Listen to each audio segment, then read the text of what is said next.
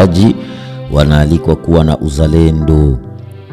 Uvira ni kwamba uzalendo haupashwi kubaki kuwa kauli tu ya midomo, bali ni lazima uwe dhamiri na vitendo. Huu ndio ujumbe mkuu uliotolewa naye naibu meya wa mji wa Uvira akiwa pia meya wa mpito Citoyen Kifara Kapenda Kiki hiyo jana.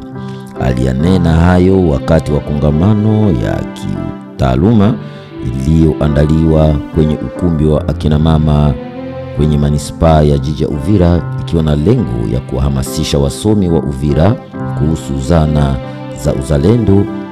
Kwa mjibu wake meya wa mji, uzalendo haupashwi kuishi kwenye hotuba, unapashwa kuonyeshwa kila leo kupitia matendo, hasa kutoka kwa wasomi.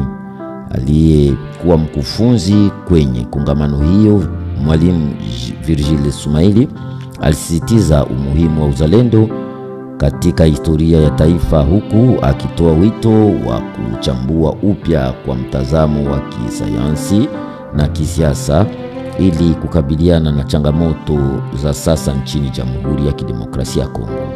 Mkutano huo ulihudhuriwa na baadhi ya watafiti, walimu, wanaharakati wa kijamii, wajumbe wa kamati ya usalama, kadhalika viongozi wa asili na kiraia.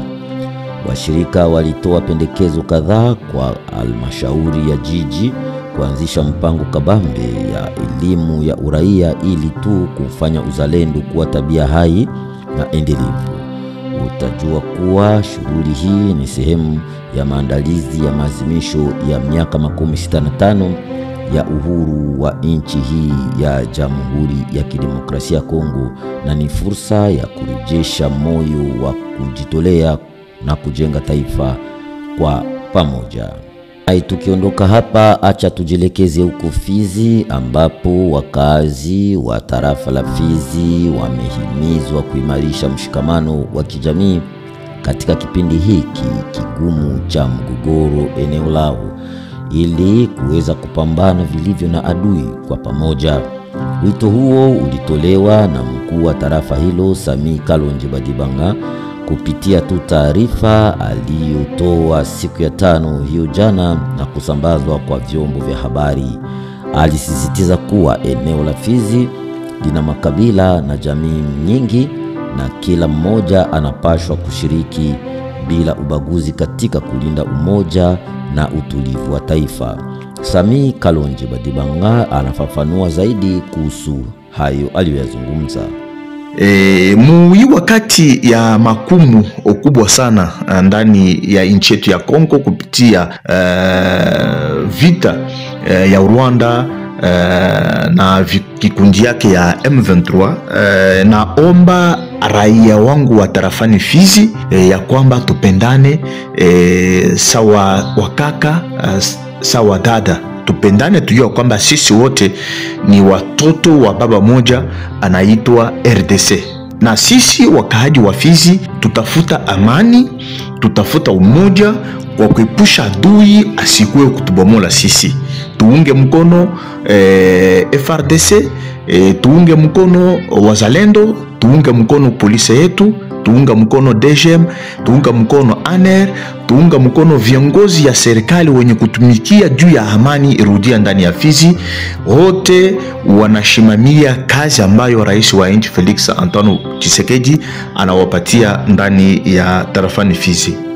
Wakati huo huo, mkuu wa tarafa ya Fizi Sami Kalonji Badibanga alitumia fursa hiyo kuwahakikishia wananchi kuwa hakuna jamii yoyote ile inayolengwa aidha kukumbwa na hali ya kutokuwa na usalama ya kipekee katika eneo analoliongoza. Tumsikilize mara tena.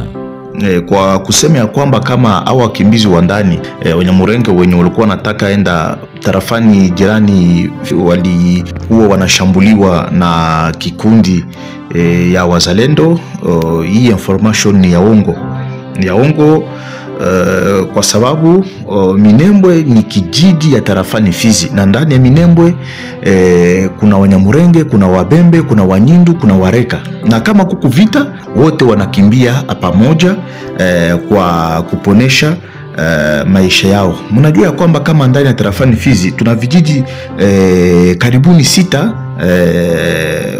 vyenye kutawaliwa na Wanyamurenge sawa chef de village. Siapataka shida hata siku moja kwa kuona barua wala maandamano ya kufanyika ya kusema kama sisi wakaji ya fasi fulani tunakataa ya kusema kama chef fulani haiko chef wetu. Siapataka barua, siasikiaka maandamano. Na kati ya zile mavijiji kuna Wabembe, kuna Wareka, kuna Wanyindu wanakubali ya kwamba kama chef wetu ni fulani. Wanyamurenge wanaishi kawaida. Mtu akifanya makosa azibiwe kwa makosa yake mwenyewe. Isikuwe mtu mmoja ndio anapaswa kuchafulisha makabila zote, hapana.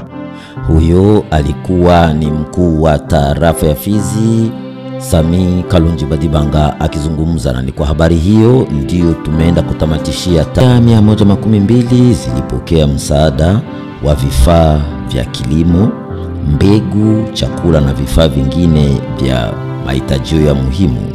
Ni hiyo jana mchana kati kutoka shirika la Change, ni kwenye ukumbi wa shule ya kiufundi Itave hapo Kasenga. Walionufaika na msaada huo ni wale waliohama makazi yao kutokana na vita, na pia ndivyo alijulisha mratibu wa shirika Change Sylvain Akilimali. Anatujia hapa na maelezo zaidi kuhusu kazi hiyo walioifanya ya ugawanyaji wa vyombo vya mlimo na chakula. Tumsikilize. Kazi hii imefanyika hapa pa Uvira ni kwa ajili ya kusaidia familia mbalimbali ambazo zilikuwa ni za wahamiaji, ni za wale ambao walikimbia kisha wakarudia, kuwasaidia wapase kuanza maisha mpya, kwa sababu walipata poraji ama piage, walipata maviolence mbalimbali, ujeuri mbalimbali, na kwa hivi hii itawasaidia wapate kuanza maisha mpya. Ndio kwa maana hatutaishia kuwapatia mbegu na vyombo vya kazi ya shamba. Tuliwapatia vile chakula kidogo wanaweza kutumia kwa siku sawa 2-3, na vile tutawasindikiza katika kazi ya hakiba na mkopo. Tutawapa msaada ya kukazia hiyo hakiba na mkopo kwa sababu walipoteza mengi, na tutawapa vile mbegu ya mifugo ili wapate kuanza ufugo, labda ufugo yao ililiwa wakati wa vita, iliporo. Utafahamu kwamba msaada huo ni shukrani tu kwa shirika la Change kwa vile msaada umewafikia kwa muda. Na hata hivi baadhi ya wale waliopokea msaada walikuwa na furaha ya kuzungumza kupitia mic ya redio yako, wakirikodiwa na mwenzetu Gayusi Shabilepa Kitemutemu. Na bali nibaka marezware zangu lenga zilikuwa zishanikaukia, nilikuwa nishakosa vya kuaroze navyo. Hivi mimi nashukuru sana tena sana.